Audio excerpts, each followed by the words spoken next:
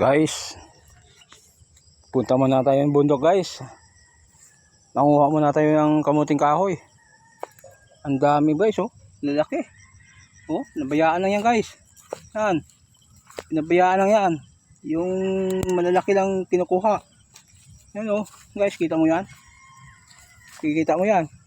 Mula yan doon. Doon sa dulo yan. Puro ano yan guys. Puro taniman ng kamuting kahoy yan. Lawak yan hanggang doon. Ano? Harvest na sila eh.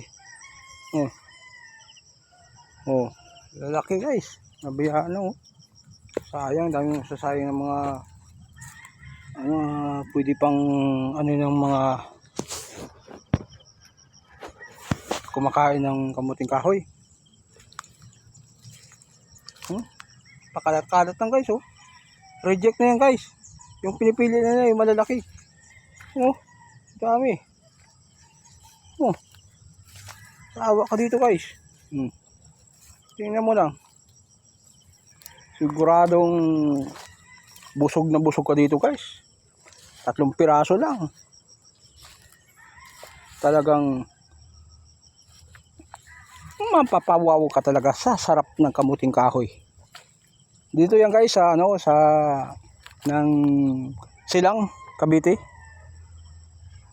Grabe guys. Ang gaganda kasi ng mga lupa dito guys. Kaya ang bilis tumubo yung yung mga tanim dito. Diyan kami guys kumukuha ng mga mangga guys oh. Kung ilang sako na nakuha namin yan dyan. Pati guyabano. Grabe dito. Yan, kita mo mga kamuting kahoy nila oh. Nakatayo sa sako oh. Tingnan mo guys. Yan yung hindi reject. Lapitan natin guys. Para okay oh. Reject oh. Kalat-kalat lang yan guys. Hindi na nila ano yan. Hindi na nila kinukuha yan. Ano? Yan. Reject na yan. Dami oh. Kahit saan ka makbang, may makikita ka talagang laman ng kamuting kahoy. Pakalat-kalat lang guys. Yan oh, tingnan mo. Ito yung hindi reject, malalaki. Ano? Nakahaba. Tapos to, yan oh. Kahapon, pangatlong araw na nilang hakot ng hakot dito eh. Ano? Lalaki. Haba pa pati. Grabe oh. Ilang buwan ang tanim nila dito. Ibig sabihin guys, matataba talaga ang lupa dito. Kaya sige guys, paalam na ako guys.